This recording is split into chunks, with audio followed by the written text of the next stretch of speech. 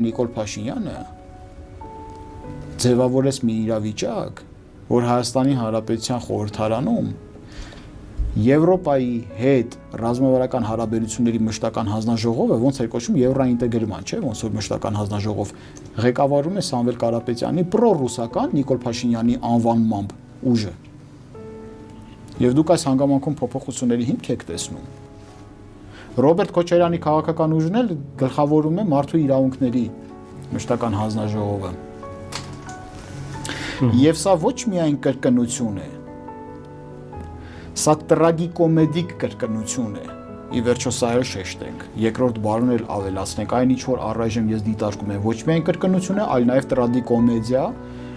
փաթաթված մեր ժողովրդի պարանոցին։ Ընդ որում եկեք ի վերջո մենք հասկանանք, որ գլխավոր պատասխանատուն ով է։ Մենք։ Ով է մեղավոր։ Մենք բոլորս։